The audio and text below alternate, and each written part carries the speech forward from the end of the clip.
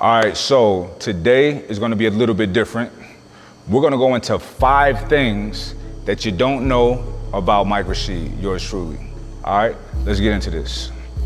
All right, number one of my first loves and passions and what I wanted to do when I was younger was be a rapper. Well, I tell you, nigga, a hood poet, rap music, sex, a moe. One-man army bringing text to your projects. Tough guys get puffed eyes when my snub cry. I'm hard body, you mushy, you probably rubbed eyes. Take your protein, you are not morphine, you a Tylenol tablet. Yeah, I twisted off this rap shit. I'm King Kong, I hang with apes and orangutans. You see these hood niggas with me, they all came. I started actually writing raps at like, probably before like 11, 12. I used to memorize, Tribe Called Quest and, other rappers' stuff and just spit it at school. And then as I got older, I would write my own stuff and would call my homies up on the phone, like, listen to this. And we'd be spitting our bars on the phone. And it was just fun. As I got older and got able to save up some money for studio time, I started recording songs and demos and stuff. I used to freestyle like crazy. It's interesting, when your mind is in that, when you're doing it all the time, you flow. It was perfect. Ride the track and ride the line. The 9 in my lap, 4, 5 in the back. Phrase and jig and red and bush. I blaze your head, you dead the bush. I was able to freestyle non-stop, but if I try it now, I sound like I never rapped it before in my life because I'm not doing it. My brain is not primed for that anymore. But yeah, I love rap with a passion. If you think about it, it came from a place of not having people in the inner cities not having access to music class and instruments. So, they would take their parents' records and take one section of a song with no singing on it, and then another record, and find another one with a drum beat and kind of mix it together like that. And the DJs would like chant over that, and that's how rap started. And I believe it started like in the 70s. So rap music is like 40-something years old. No one thought that it would last long. They thought it was a fad. And look at it now. It moves the culture. The whole culture of rap and hip hop is crazy. But anyway, I took it serious. I really love rap. My favorite rapper back then and still to this day is Nas, Nasty Nas. Much respect to him. He's a guy from the streets that, turned his passion into his career and then even went beyond that. A lot of people don't know Nas, he's an angel investor. He has funds, and this guy owns like pieces of huge companies. He's worth over $100 million, and I love that. Somebody from the projects to be able to parlay their oratorical skills, right, to become worth over $100 million, or Jay-Z $1 billion is phenomenal. I love that. So anyway, yeah, so I was doing that. I was recording music videos and, I was doing shows and stuff like that. And I started growing a following, Social media wasn't as big back when I was doing it. We had Facebook. Facebook was just really popping, but it was typically for school. So, but where I was shining at was MySpace, you know what I'm saying? You had your top 8 and all of that. So I had a couple little fans and stuff like that. And people really, they rocked with the music, you know what I mean? So, but I always told myself that if I didn't make it, if I wasn't assigned with a big record deal by the time I'm 30, I'm done. Cause I don't wanna be at my kid's school talking about, what's your dad do? Oh, he's an up and coming rapper. That's embarrassing. I see dudes in their late 30s and 40s talking about they got a show this weekend. It's crazy. We're not on. But anyway, I wasn't on, I stopped. And here's the thing, I had an opportunity to really get put on. I was around a lot of people. One of the people I worked with a lot was a producer named No ID. He's actually who discovered Kanye West, and he actually is the CEO of Good Music, of Kanye's company. He and I became really good friends. He would produce a lot of music for me. And when Kanye West came out with the 808 and Heartbreak album, they recorded it in Hawaii. And No ID hit me. He's like, yo, Jay-Z's here, Kanye's here. He's naming all the people that was there. He says, this is your time to be here. I want you here. And I couldn't go because I had some legal issues that we're gonna get into on another one of these things that you don't know about me. And it prevented me from traveling. So it hurt. I had to take that one in the gut, you know what I'm saying? But you know, I did things that weren't right, and that was the consequence I had to pay. So anyway, so I stopped. So fast forward to last year, anybody that's ever rapped before, they never don't just rap anymore. They may not be trying to pursue a career, but they still do it. Still write, you still think of stuff sometimes, and I've been writing, so I was like, you know what, fuck it. I'm gonna do a song, I'm gonna do some music. So I hit up my man Amir, shout out to Amir Perry. Check out his channel, links down below. He's super dope, super talented. He produces, he sings, he writes, he does videography, graphic design, and all the things I named, he does it well, exceptionally well. He's toured with Ice Cube, Dog Pound. He actually took me on tour with him before back in the day because he had a big record deal. And but he used to produce a lot of my music, so I hit him up last year. I was like, yo, let's do some music. So that's when I flew out there to Arizona, and he produced 10 Commending and another song called Filthy, you know? So we recorded it, tightened it up, and released it last year. You know, it's on Spotify, Tidal, all the streaming platforms. So y'all can check that link out down below as well. You know, we talked about shooting a music video, but we never got around to it, just busy schedules. But, and I plan on doing some more music because now it's a certain freedom in doing music when you're not trying to make a career out of it. Because back then I felt a little bit of pressure to try to make something for the radio, something for the girl, something for the hood. But now I just do exactly what I want to do. And I feel like the music is better like that, you know? I don't feel like I lost it. You know, it is a little bit more difficult for me to complete songs because your brain is just not primed for that anymore because I'm not doing that on a regular. But when I'm in that zone, I love it, I'm there. So one thing about being in the studio, working on beats, putting the beats together, seeing the progression from just having the drums or just an idea, playing a sample and then hearing it flipped and filtered and cut is so dope, it's so magical, especially when you hear, when you're watching the progression, but then when you hear the end product, it's just amazing. So that's something will always be in me. Listen, Jay-Z is 50, 51, and he's still a dope lyricist that's still cool. So I don't think it'll ever come, like, I'll ever just throw it to the side, you know what I mean? Because hip hop transcends age, it transcends gender, race, all of that. It's a global phenomenon and it's dope. So anyway, so that's the first thing you don't know about Mike. So number two, Mike Rashid likes video games. All right, so it's not like that. I'm not a gamer. I would never claim to be one, but I did have a period when I was heavy into Call of Duty. I still like it, but I don't play it often at all. So whenever I do try to play, I get destroyed immediately. So I'm like, fuck this. But one game that I do like to play when I have time, and that is specifically when I'm getting a haircut, because I'm sitting still, I can't move. My barber comes to the crib, is Tetris. Tetris Effect actually on a PS4. The PS5 is supposed to be coming out soon, can't wait for that. But Tetris Effect, they make it's for VR, but I'm playing it without the VR until I completely pass it. I love this game, all right? So here's the thing, like I grew up playing chess, right? So now I still play chess on the computer. Sometimes I play with my son, but he hasn't gotten to the level to where he could beat me yet.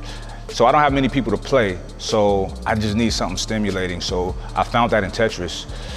I play Tetris Effect. I played it on the regular, the novice mode, and now I'm on expert mode, and I cannot get past the last board. So it's like 40 something lines that you gotta get, but on the last board is 90, it's crazy. But I love it. It makes you think super fast, super rapid, you know, and also in that high stressful environment of thinking, the calmer I am, I know that I do better. That's what I've noticed about myself. So it's helping me with certain things in my life because it's helping me to remain calm when a lot of decisions gotta be made. And that's always the best thing to do. So yeah, I like Tetris. I did buy Red Dead Redemption 2, but I suck at it.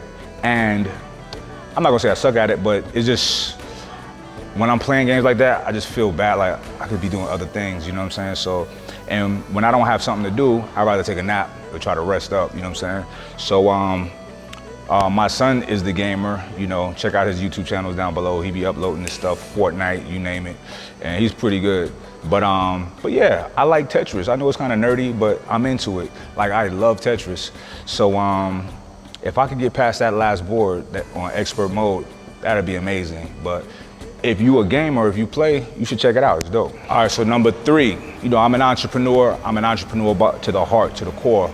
But I have no problem with subordination and working for someone that I respect or at a job that I really like. And I had a job that I used to love. I used to manage a group home. The population of residents was Native American young men who were somewhat in the juvenile system. I remember when I first started working there, the staff would be like, yo, these kids are bad, yada, yada, yada. I'm like, all right, cool, I'm ready for it. And little did I know that these kids were awesome, they were amazing kids. They just needed somebody that actually cared about them and showed them they care to open up to. So listen, it was so dope. I would take the boys, we were on hikes, I would take them to the gym, I would take them to the boxing gym. A couple of them was in there sparring. One of them was blind in one eye, but would spar and do excellent. He was, with no experience, wiping these dudes away, like dudes with experience. So it was dope. They wanted, it's something about like when a person is just, they're bored, they don't know what to do. And boredom is a horrible thing. You start doing dumb shit. But I just kept them busy and they loved it, being productive and active, so that's very important. That was a very fulfilling and satisfying job. It was a couple kids that I actually wanted to adopt because what I would see was their parents, sometimes we would have meetings set up for their parents, and a lot of times the parents wouldn't even show up, And then when they did show up, I remember one mother, she seemed like she was hungover. There was no eye contact. It just made me really sad because if your parents are not on point, it's hard for you to be on point, One kid would ask me, please adopt me. If I go back to the res, I'm gonna just get back into trouble, So, my heart goes out to these kids and anybody that made some mistakes and get caught up in the system because you're not necessarily bad, just made mistakes, you don't know. And these are children, they really don't know. So I had no issues with any of those kids. One kid one day, they tipped me off to the fact that he was smoking when they would walk to school, smoking cigarettes. So I told him when I found out, I didn't say nothing that I knew, but I said, hey, hang back, I'm gonna take you to school today. And he didn't want that, he wanted to smoke a cigarette. So he's like, nah, I'm gonna just go. I said, don't walk out that door. He said, I'm gonna go. He walked out the door. I went out there, I was like, yo, come back. He just kept walking. So I sped up and I grabbed him to bring him back to the house. So I grabbed him and he was just fighting to get out, like struggling to get out. And I had such a lock on him, he wasn't going nowhere. So I just held him until he got tired. And that's exactly what he did. So then he got tired, gassed out, so I just picked him up and walked him back to the house. The next day, everything was cool. He went in his room, whatever. The next day, he came and apologized to me, And that was dope. Me and he was the most quiet, distant one, but me and him had a really good relationship after that because we kind of been through something together. These kids, they seen that I was there, that I cared about them. So they opened up and, they wanted to do better, and that was a really dope experience of mine. So that was my favorite job, working in a group home. Number 4, can you guess what it is? Your boy likes whips, I like cars. Listen, I save money, I invest in businesses, I invest in people. I don't invest in the stock market because I feel like I can't control that, but businesses I can. That's where money goes or it's saved. But when I do spend money, it's on cars, it's on vehicles, it's on automobiles. If another person come to me when I'm buying a car and say, that's a terrible investment, I might slap this, I ain't gonna do that. But anyway, when you're buying a car, it's not an investment. So don't look at it like that. It's not an investment for me, it's just a car, it's a toy, it's a vehicle, that's it. It's not an investment. You gotta be a moron to think that you're making an investment buying a car, okay? Unless it's an antique or whatever. So, or something that's very limited edition that you plan on holding on to and flipping, but that's not me. When I buy a car, I wanna drive it. I wanna put all the miles on it. I don't save it for the weekend. I'm not that guy. I'm buying a car to fucking run it to the ground. You know what I'm saying? So, the type of cars, I've had every type of car. I've had sports cars, I've had old schools. I used to really enjoy putting old schools together, but I ain't got time for that now. And I love big, strong V12, V8 supercharged or V12s, you know what I'm saying? Never had a V10, but I'm sure that's pretty dope too. But that's what I'm into. Like, I've had a Rolls Royce Ghost. I've had a S550. I've had 2 G-Wagons. I had a Tundra that was lifted, that was dope, Jeeps. Right now I got a Flying Spur, Bentley, and it's all blacked out, just got it all done. And I just love cars, man. It's like a chariot. It's like, I was telling a friend of mine, because a friend of mine, shout out to Jermaine Griggs, that's my guy, but we were having a conversation one day about like what we want to spend our money on. And he was like, I want to just travel the world. And I was like, I respect that, you know, but I'd rather spend my money on, it's gonna sound weird for me to say I don't like traveling, but I don't think I like traveling that much, you know? I travel a lot already as it is. I've been around the world. There's still a few places that I do wanna go, but I really like being home, you know? I have a lot of things that keep me anchored. My businesses, my children, my dog, you know? So I like being around managing things and stuff like that.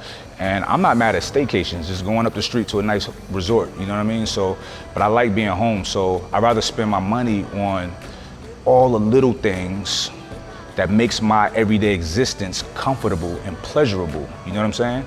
If that's just riding to the store in a chariot, that's what I'm gonna spend money on. You know what I mean? So that's what I like to spend my money on. I love cars. My next car might be a Wraith. My dream car is a Phantom, and not a used Phantom. It's a Rolls Royce Phantom, but brand new. When I buy this, it's gonna be brand new. Now, I can't afford it yet. That's a $500,000 investment, or not investment, but purchase. And I'm not in position for that yet, but that's coming. And when I do it, I'm gonna do it right. How you do it is you spec everything out, very specific to your liking. You actually fly to the UK and you watch the assembly. It's dope, right? So that's what I'll be doing when I buy my dream car. They kind of threw me for a loop though when they came out with the Cullinan, because that's dope too. It's kind of up there with the Phantom, but Phantom is my dream car, and one day I will have one, mark my words. But right now, it's Bentley, baby, you know? And I think I'm gonna get another car just to hang out with Sim and Sean, because they driving sports cars. So, but I'm not gonna go, I was thinking about a Huracan, but I think I'm gonna get the 2020 C8 Corvette, because it's a beast. It hangs with all of those cars, you know, and it doesn't cost as much. And also I'm looking at the Hellcat Red Eye, you know, because that's kind of fire too. Shout out to Big Boy, he got a Hellcat, and whenever he pull off, it sounds like just a race car, you know what I'm saying? So that's dope. So I'm gonna get something like that just to have fun with the guys on the weekends. But I love, for my everyday driver, I love to be in a big, luxurious, powerful, it's deceptively fast. Like the Bentley, whoever's in the passenger seat, they may think we're doing 40, 50 miles per hour. I'm doing 110, you know what I'm saying? Because it accelerates so smooth, this huge engine. So that's my thing, you know. Shout out to my boy Sim. Sim loves sports cars. He got a McLaren and he got it tuned up to like 700 something horsepower. It's crazy and it's dope. But I want to be in something smooth, a spaceship, you know what I'm saying? Okay, number 5, the finale. Drum roll, please. It ain't that exciting. I am a weird eater. For the past 3 years, at least, I've been eating 1 meal a day. Just one. One meal, ladies and gentlemen, just one. That's it, that's it. All right, so right now, some of you might know I had an injury to my tendon, connecting my bicep to the forearm last month. And shout out to my boy Sean. He wanted to come up with a different type of diet, anti-inflammatory diet to help me recover. So it has me eating more than once a day. But, you know, I'm pretty much healed. You know, this is the 4th week after my surgery and I'm normal. I'm training again, you know. I have a 5-week check-in next week and it's great. I'm at 3 weeks. My doctor said I was at where I should be in 8 weeks. 8 weeks is when you come out of your arm sling and start rehab. So I'm already training, so that's a good look. I will be shifting back to 1 meal a day because I just feel better like that. I have more energy. There's a thing called autophagy I want you guys to look up. And fasting, there's nothing negative you're gonna find about fasting and intermittent fasting, you know? And that's just how I eat. It makes me feel good mentally. I have more energy like that. For me, food is just a means, it's just fuel for my body, that's it. I'm not a foodie, you know what I'm saying? You know, I got friends that can eat all day. I just can't, I don't have that kind of an appetite. If I did, I would probably be super thin because you know, it would speed up my metabolism. And my metabolism, I feel with certain things is fast, but I've tried to slow my metabolism down because a slow metabolism is not bad. A slow metabolism is called an efficient metabolism because our bodies are based off of survival. And let's say you're in a situation to where you can't get to food until another day, you know, that slow digestion is good for you, you know what I'm saying? You won't be hungry. I'm never hungry, so that's a good look. I eat 1 meal a day. Do I recommend it to people? No, not necessarily. It depends on what you're looking to do, why you want to do it, and whatnot, your age, your weight, all of those things you gotta take into consideration. I do recommend intermittent fasting to everybody. It's nothing but good, you know, but however you want to eat is fine, you know what I'm saying? There's no one right way to eat, but if you're eating good, healthy, clean food, whole food diet, you're gonna be fine, you know what I'm saying? And not eating too much, you're gonna be fine. So yeah, Mr. King eats 1 meal a day. That's my thing. Some of y'all know about that, but a lot of people don't. And a lot of people trip out when they hear me say that, you know what I mean? Because they think I'm so big, you know? And maybe the cameras put a little bit of extra weight on me, but you know, I'm not the biggest guy in the room. I'm 215, I was 220, 215 now. And who knows? Maybe I'll slow down my descension of weight around 210, you know what I'm saying? Who knows? But I feel good, I'm healthy, and full of energy, and it is what it is. I did eat a vegan diet for 2 years. I stopped last year, and I introduced fish and beef sometimes into my diet, but mainly just fish. And the reason that I stopped eating a vegan diet is because I like meat, I like fish. I enjoy it a lot. And also, I found myself when I was on the road traveling, which is often, that I was eating just anything starchy and heavy carbs to stay satiated, because when I was home, I had my whole routine, everything set, I ate perfect, but on the road it wasn't as good, and I found myself getting kind of round and soft, you know what I mean, with all of the carbs that I was eating. So that's not a good look. So anyway, I do supplement with Planta, with my vegan protein that I have on my line. You know, it's protein and it's quality. It has a full amino profile, just like whey protein, without the harsh side effects that people have from dairy, from whey, lactose, bloating, skin issues. We don't get none of that. And Planta tastes amazing, it's bomb. Anybody that's had banana maple French toast will vouch, all right? Anyway, I'm out of here. I'll give y'all another top 5 soon, but I hope that was kind of enlightening. Maybe you learned something about me, maybe you didn't. If there's anything else you wanna know, comment down below. Like, subscribe, and share. We out.